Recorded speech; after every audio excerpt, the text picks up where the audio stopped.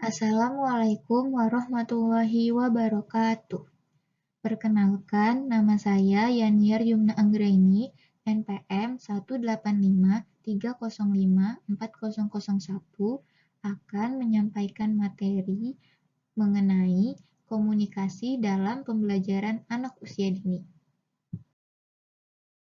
Topik pembahasan materi ini yang pertama ada pengertian komunikasi, proses komunikasi, unsur-unsur komunikasi, fungsi dan peran komunikasi, komunikasi verbal dan nonverbal, bentuk-bentuk komunikasi, pola komunikasi, dan teori-teori komunikasi. Pengertian komunikasi.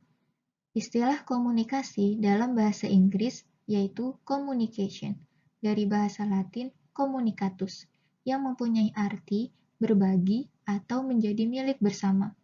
Komunikasi diartikan sebagai proses sharing di antara pihak-pihak yang melakukan aktivitas komunikasi tersebut. Menurut Kamus Besar Bahasa Indonesia, pengertian komunikasi adalah pengiriman serta penerimaan sebuah pesan atau berita dari dua orang atau lebih agar pesan yang dimaksud bisa dipahami. Secara umum, proses penyampaian suatu pesan oleh seorang komunikator kepada orang lain komunikan untuk memberitahu atau mengungkapkan sikap, pendapat, pikiran, atau perilaku baik secara lisan maupun tak langsung melalui media. Menurut para ahli, menurut Rogers dan D. Lawrence Kincaid, komunikasi ialah suatu proses di mana dua orang atau lebih membentuk atau melakukan pertukaran informasi dengan satu sama lainnya yang pada gilirannya akan tiba pada saling pengertian yang mendalam. Menurut Shannon dan Weber, komunikasi ialah bentuk komunikasi atau interaksi manusia saling mempengaruhi satu dengan yang lainnya, dengan sengaja ataupun tidak sengaja, tidak terbatas pada bentuk atau wujud dalam komunikasi yang menggunakan bahasa verbal, tetapi juga dalam hal ekspresi wajah atau muka, lukisan, seni, dan teknologi. Proses komunikasi berdasarkan paradigma Laswell Effendi 1994 pada halaman 11-19 membedakan proses komunikasi menjadi dua tahap, yaitu proses komunikasi secara primer adalah proses penyampaian pikiran dan atau perasaan seseorang kepada orang lain dengan menggunakan lambang sebagai media, contohnya bahasa isyarat, gambar, warna. Yang kedua, ada proses komunikasi secara sekunder, proses penyampaian pesan oleh komunikator kepada komunikan dengan menggunakan alat atau sarana sebagai media kedua setelah memakai lambang sebagai media pertama. Contoh, surat, email, telepon, koran, majalah. Yang selanjutnya ada unsur-unsur dalam komunikasi. Yang pertama ada sender, adalah si penyampai pesan atau komunikator. Sender adalah orang yang berinisiatif dalam menyampaikan informasi atau gagasan. Terus ada encoding. Encoding adalah proses transmisi atau transfer informasi dari seseorang kepada orang lain, umumnya menggunakan simbol sebagai media. Lalu ada message, pesan yang diwujudkan dalam simbol yang bermakna. Penyampaian dari pesan inilah yang menjadi alasan utama terjadinya komunikasi. Lalu media. Media adalah saluran komunikator yang digunakan sebagai alat untuk menyampaikan informasi agar diterima oleh komunikan. Kemudian decoding. Decoding adalah proses di mana komunikan akan menerjemahkan pesan melalui lambang yang disampaikan oleh komunikator kepadanya. Kemudian ada receiver. Receiver adalah orang atau komunikan yang menerima pesan. Kemudian respons. Tanggapan atau reaksi komunikan yang ditujukan terhadap informasi yang diberikan oleh komunikator setelah pesan tersebut diterima. Kemudian feedback. Umpan balik adalah wujud dari reaksi komunikasi. Umpan balik adalah wujud dari reaksi komunikan terhadap pesan yang disampaikan. Reaksi ini ditunjukkan dengan cara memberikan kritik, saran, dan sebagainya. Noise. Gangguan tidak terencana yang sering terjadi dalam proses komunikasi. Noise ini bisa membuat kesalahpahaman akibat perbedaan pemahaman antara komunikator dengan komunikan tentang informasi yang disampaikan. Alur unsur-unsur komunikasi. Yang pertama ada sender, kemudian yang kedua encoding, kemudian message atau media, kemudian decoding, kemudian receiver, kemudian response, kemudian feedback, dan kembali lagi ke sender. Noise atau gangguan itu bisa terjadi di mana saja, karena gangguan bisa terjadi di unsur komunikasi manapun. Fungsi dan peran komunikasi. Yang pertama, memberikan informasi. Yang kedua, menyampaikan pikiran atau pendapat. Yang ketiga, memotivasi orang lain.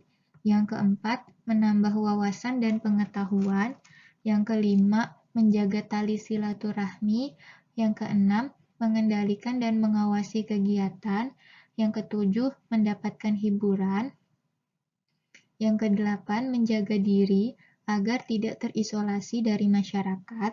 Yang kesembilan, menghindari kesalahpahaman. Yang kesepuluh, melakukan interaksi dengan orang lain. Yang kesebelas, melakukan kegiatan ritual atau religius. Yang kedua belas, mengisi waktu luang. Yang ketiga belas, mempelajari peristiwa yang terjadi. Yang keempat belas, mengekspresikan emosi. Yang kelima belas, membujuk orang lain.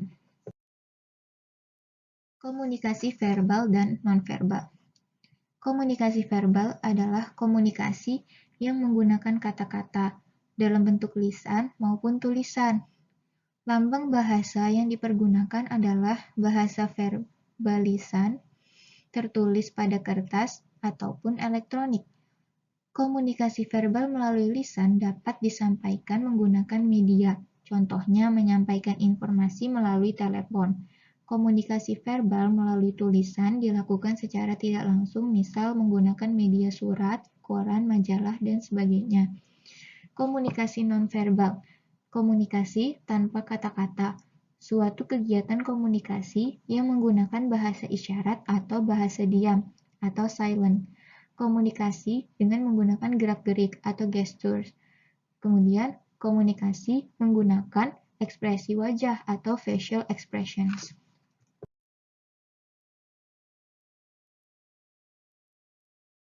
Bentuk-bentuk komunikasi. Ada komunikasi intrapribadi atau interpersonal, yaitu komunikasi dengan diri sendiri dengan tujuan untuk berpikir, melakukan penalaran, menganalisis, dan merenung. Komunikasi kelompok. Komunikasi kelompok dibagi dua, ada kelompok besar dan kelompok kecil. Komunikasi dalam kelompok besar atau large group, massa atau macro group, tidaklah selalu sama dengan komunikasi dalam kelompok kecil, meskipun setiap kelompok besar pasti terdiri atas beberapa kelompok kecil. Komunikasi kelompok kecil adalah sekumpulan perorangan yang relatif kecil, yang masing-masing dihubungkan oleh beberapa tujuan yang sama dan mempunyai derajat organisasi tertentu di antara mereka. Contoh, komunikasi antar manajer dengan sekumpulan karyawan. Komunikasi massa atau mass communication. Komunikasi yang menggunakan media massa, baik surat kabar, majalah, atau elektronik, radio, televisi, yang dikelola oleh suatu lembaga atau orang yang dilembagakan yang ditujukan kepada sejumlah besar orang yang tersebar di banyak tempat, anonim, dan heterogen. Komunikasi antar pribadi atau interpersonal communication. Komunikasi antara orang-orang secara tatap muka yang memungkinkan setiap pesertanya menangkap reaksi yang lain secara langsung, baik secara verbal maupun nonverbal. Komunikasi organisasi adalah terjadi dalam suatu organisasi bersifat formal dan juga informal dan berlangsung dalam suatu jaringan yang lebih besar daripada komunikasi kelompok. Kemudian selanjutnya ada pola komunikasi. Pola komunikasi adalah suatu model proses penyampaian informasi. Pola komunikasi dibagi tiga, pola komunikasi satu arah, dua arah, dan multi arah. Pola komunikasi satu arah merupakan pola komunikasi yang menitik beratkan pada penyampaian informasi atau pesan dari komunikator ke komunikan tanpa adanya umpan balik atau feedback. Kemudian pola komunikasi dua arah merupakan komunikasi tatap muka yang menunjukkan bahwa pihak komunikan dapat melakukan umpan balik atau feedback kepada komunikator dalam proses penyampaian pesan atau informasi sehingga terjadi interaksi antara komunikator dengan komunikan. Kemudian, pola komunikasi multi arah. Komunikasi ini tidak hanya melibatkan interaksi yang dinamis antara komunikator dan komunikan, tetapi juga melibatkan interaksi yang dinamis antara komunikan yang satu dengan yang lainnya. Teori komunikasi. Menurut Littlejohn 1989, berdasarkan metode penjelasan serta cakupan objek pengamatannya, secara umum, teori-teori komunikasi dapat dibagi dalam dua kelompok. Kelompok pertama disebut kelompok teori-teori umum atau general theories. Kelompok kedua adalah kelompok teori-teori kontekstual atau contextual theories. Teori komunikasi, teori umum. Yang pertama ada teori fungsional dan struktural. Ciri dari jenis teori ini, meskipun istilah fungsional dan struktural barangkali tidak tepat, adalah adanya kepercayaan atau pandangan tentang berfungsinya secara nyata struktur yang berada di luar diri pengamat. Menurut pandangan ini, seorang pengamat adalah bagian dari struktur. Oleh karena itu, cara pandangnya juga akan dipengaruhi oleh struktur yang berada di luar dirinya. Teori behaviorisme dan kognitivisme. Teori behaviorisme lebih dikenal dengan nama teori belajar, karena menurut mereka seluruh perilaku manusia kecuali insting adalah hasil belajar. Menurut aliran kognitivisme, kita belajar disebabkan oleh kemampuan kita menafsirkan peristiwa atau kejadian yang terjadi di dalam lingkungan. Teori konvensional dan interaksional. Komunikasi menurut teori ini dianggap sebagai alat perekat masyarakat, the glue of society. Kelompok teori ini berkembang dari aliran pendekatan interaksionisme simbolis, symbolic interactionism, sosiologi, dan filsafat bahasa ordiner. Bagi kalangan pendukung teori-teori ini, pengetahuan dapat ditemukan melalui metode interpretasi. Teori kritis dan interpretif. Terdapat dua karakteristik umum. Pertama, penekanan terhadap peran subjektivitas yang didasarkan pada pengalaman individual. Kedua, makna atau meaning merupakan konsep kunci dalam teori-teori ini. Dengan memahami makna dari suatu pengalaman, seseorang akan menjadi sadar akan kehidupan dirinya. Dalam hal ini, bahasa menjadi konsep sentral, karena bahasa dipandang sebagai kekuatan yang mengemudikan pengalaman manusia. Teori komunikasi, teori kontekstual. Yang pertama ada intrapersonal communication, komunikasi intrapribadi, interpersonal communication, komunikasi antar pribadi, group communication, komunikasi kelompok, organizational communication, komunikasi organisasi, dan mass communication, komunikasi massa. Sekian presentasi dari saya, kurang lebihnya mohon maaf. Wassalamualaikum warahmatullahi wabarakatuh.